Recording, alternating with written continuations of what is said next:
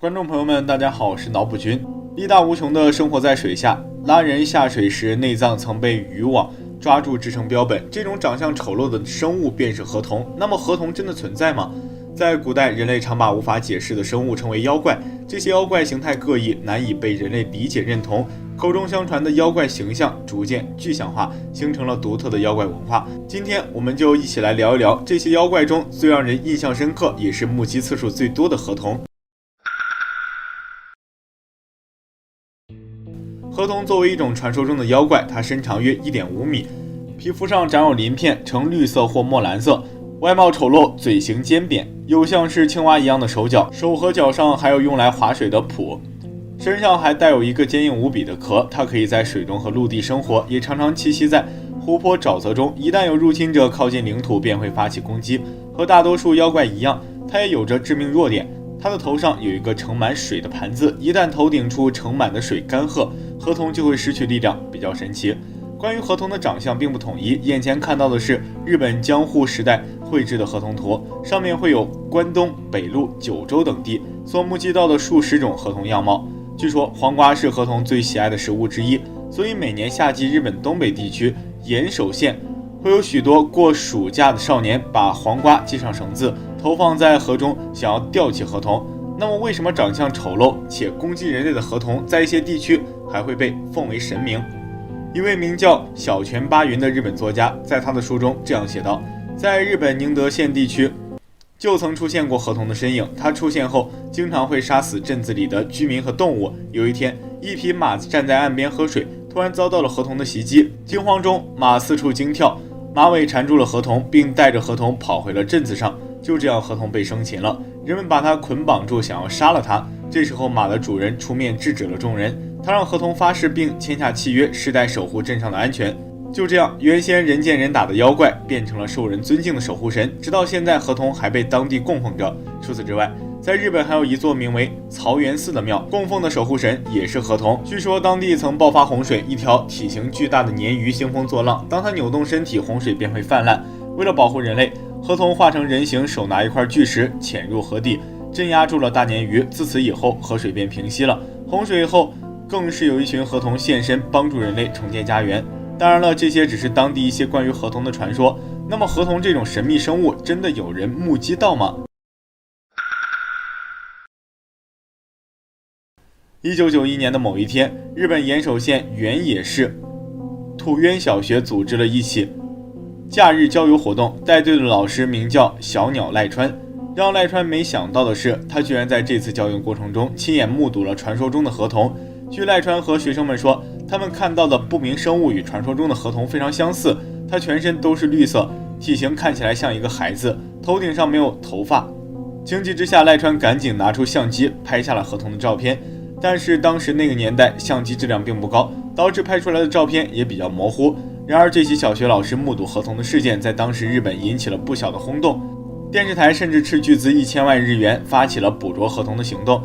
也有不少河童存在深信不疑的人也都参与了这次行动。同年的6月30号，宫崎县也发现了河童的身影。有没有可能河童是一种人类见过但从未抓到过的稀有动物呢？日本关于河童的资料描述中说，河童一般都是披头散发的，它的头顶中央有一个圆盘状的凹陷区，里面装满了水。河童长相看起来十分的丑陋，有着鸭子的嘴、乌龟的壳以及青蛙一样的眼睛和四肢。据说它的眼睛和狗一样会发光，而且视力极佳，嗅觉也非常灵敏。关于河童的颜色，有目击者称是绿色，也有人说是红褐色，还有一些地区目击到河童身上长着长毛。不过在体型方面，各地区都比较统一，大家都描述河童的身高大约是60厘米，不会超过1米，体重大概在45公斤左右，和一个小孩子差不多大。据目击者称，河童的身上散发着一种恶臭的味道，而身体表面被一层厚厚的粘液所覆盖着，行动非常迅速，不容易被捕捉。据说头顶圆盘中的水对河童至关重要，一旦里面的水干涸了，河童就会失去动力来源。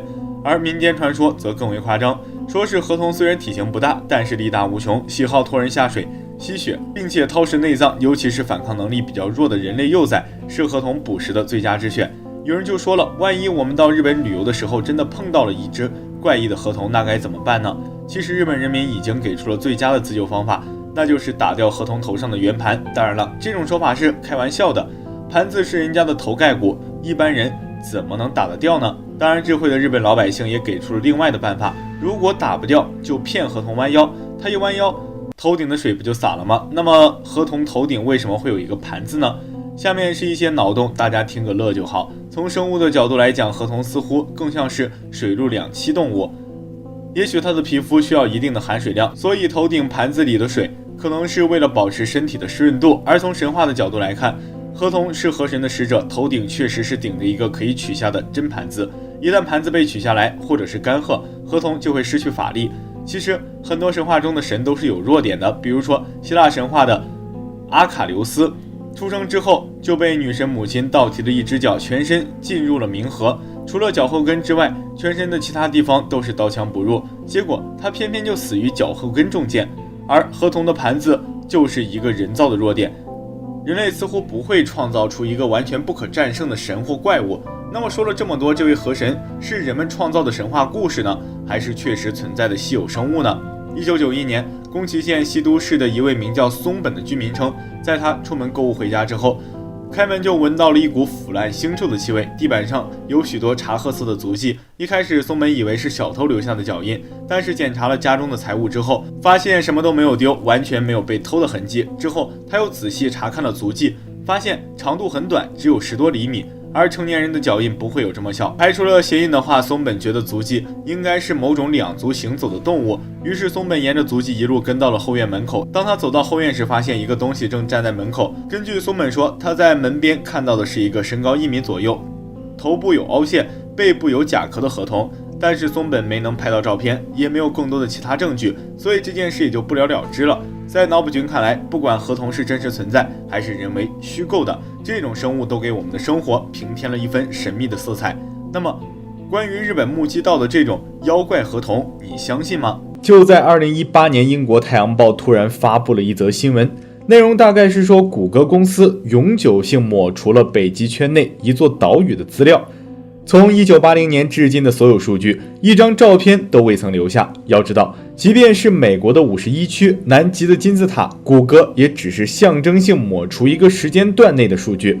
虽说谷歌做这种事也不是第一次了，但如此彻底一点痕迹不留还真是没有过。而在记者们的追问下，谷歌也仅仅是给出了这样一个似是而非的答案。他们说，关于珍妮特岛的所有数据都来源于一个叫北冰洋国际水深测绘的数据库，然后就再也没有任何回应。事出反常必有妖，这一座被抹除的小岛上究竟隐藏着什么秘密？是美国的外星人基地，又或是不能公开的生化实验室？脑补君查阅了大量典籍，从《山海经》中记载的从极之渊，北欧传说中的天涯图勒，到美国人发现的珍妮特岛，当中西方历史交汇在一起时，所有的迹象均指向了开放极海。史记五帝本经有记载，申命河书居北方，曰幽都，便在服务日短辛卯，以正中东。这段话大概的意思是说，早在尧舜禹时期，四海平定，尧找来一个叫河书的人，让他带队去幽都考察。这个幽都在哪儿呢？根据《山海经》的记载，它就在世界的极北之地，夜长昼短，可清晰地看到卯宿星。在极北之地有一处重地叫从极之渊，这里住着冰夷人，而从极之渊就是他们的都城。这种描述让人不得不联想到一件不太可能的事，难道北极原本是有人居住的吗？而这个原住民似乎说的就是冰夷人。《山海经》中还记载，幽都就在从极之渊附近，它是世界的边缘，可按冰夷人所述，一旦从这里跳下，你将来到另一个世界。那么《山海经》中的幽都传说到底在告诉我们什么？站在科学角度思考，我们认知中永久冰封的北冰洋是否存在一条通往另一个世界的通道？这也正是美国人追求的开放极海。1879年，美国军舰珍妮特号从旧金山出发，此行目的是前往北极，并找到开放极海。这个只在传说中出现的地方，为何美国人如此笃定？只可惜后来珍妮特号被困在冰面整整2年，美军无奈只能弃船难逃，到西伯利亚北极原住民寻求帮助。得到补给之后，分成3队逃生，最后虽活下来一支队伍，却未能打通北极航线。后来珍妮特号的航海日志落入俄国手中，美国人为了换回航海日志，无奈让出了珍妮特岛所属权。但从美国抹除珍妮特岛记录来看，或许他们已经掌握了开放极海的秘密。那么开放极海到底在哪儿？幽都真的存在吗？在维京人的传说中，世界的极北之地有着一个叫天涯图勒的地方，传说那里是海水的最终归宿。在天涯图勒有一个巨大的漩涡，漩涡深不见底，所有的海水都会源源不断地流向这里。而在古希腊传说中，有一个叫许珀尔波瑞亚的地方，在这个地方住着最古老的北极人，这里非常富饶，可与四处通商互换贸易，他们甚至可以用黄金来建造城池。关于开放极海的故事还不止如此。时间来到汉朝，17岁的汉武帝在登基之后，最头疼的问题就是北方匈奴该如何消灭。这一年，汉武帝下令让东方朔从山东出发，去海外寻找外援。多年后，东方朔归来告知汉武帝，他们一路向北，到了一个不知多远的地方，那里夏天有极昼，秋天有极夜，冰封万里之下还能挖出大老鼠。对于东方朔的这段描述，有专家认为，这很显然他说的地方就是北极，而其中提到的大老鼠估计说的就是古老的猛犸象。但那时候人们还没有意识到他们发现了新大陆。直到1400年后，马可波罗在监狱中和狱友讲述他在中国长达24年的生活经历。他说那个时候他是大汗的贵宾，有一次他见到了一群来自北极的鞑靼人，他们的家乡有白色的狗熊，常年笼罩在黑暗之中，那里的人用狗拉着一种叫雪橇的出行工具，在中午还能看见耀眼的北极星，风景极美，而且那里的兽皮和海东青质量都极为上层。说者无心，听者有意。两个威尼斯商人认为这是天大的商机，只要他们一路向北，找到白色的狗熊，再向南就能到达中国。只可惜一去不复返，直到150年后，其后人突然拿出了2个威尼斯商人的航海日志，文中提到他们到达了弗里兰斯岛，岛上从南方来的商队外貌很像中国人，这些人自称来自多根，而他们在弗里兰斯岛南方大约出海航行20天后，又发现一座巨大的肥沃土地，这里有很多野蛮人，使用弓箭，靠狩猎为生，一切相对原始，而且他们已经懂得如何使用金属。不难发现，这群野蛮人很可能是印第安人，而他们生活的地方正是美洲大陆。倘若事实如此，那哥伦布就不是第一个发现美洲大陆的人。奇怪的是，威尼斯商人所说的弗里兰斯岛在当下世界版图中并未找到，但按他记载的推测，这是进入北极圈后的第一个温暖岛屿，想来应该是今天的斯瓦尔巴群岛。而2个威尼斯商人仅用20天时间就能到达美洲大陆，那只有一个可能，他们的船队找到了开放极海，而沿着开放极海一路南行就能到达中国。所有的航海家都在告诉我们，开放极海真的存在，可为何直到今天卫星高悬太空之际，我们还是未能找到开放极海呢？开放极海是否真的存在？冰川覆盖的北冰洋之下是否存在着世外桃源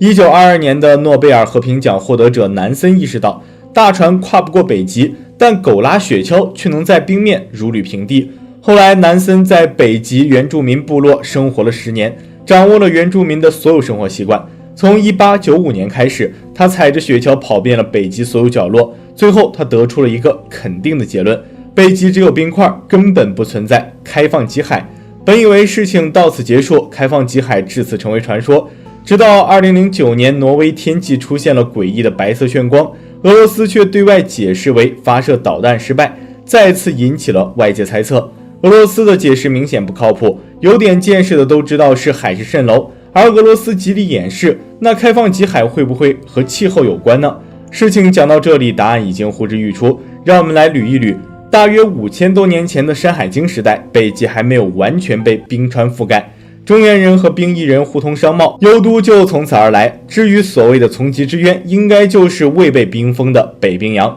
墨西哥暖流和日本黑潮让船只如坠深渊，而所谓新的世界就是美洲大陆。到了汉武帝时期，北极逐渐进入冰封，大约是700年前马可波罗之后，北极已经全部冰封。这也是为何后继航海家再未见过开放极海，入眼万里皆是冰面。再回到当下，北极冰雪正在不断融化，海平面也在不断上升。当北极冰面全部融化之后，不正是传说中的开放极海吗？或许这一切只是地球给我们开的玩笑，北极曾经就是一片绿地，只是1000年前穿上了素衣，如今气温升高，又到了褪去衣衫的时刻。好了，今天的节目到这里就结束了，我是脑补君，我们下期再见。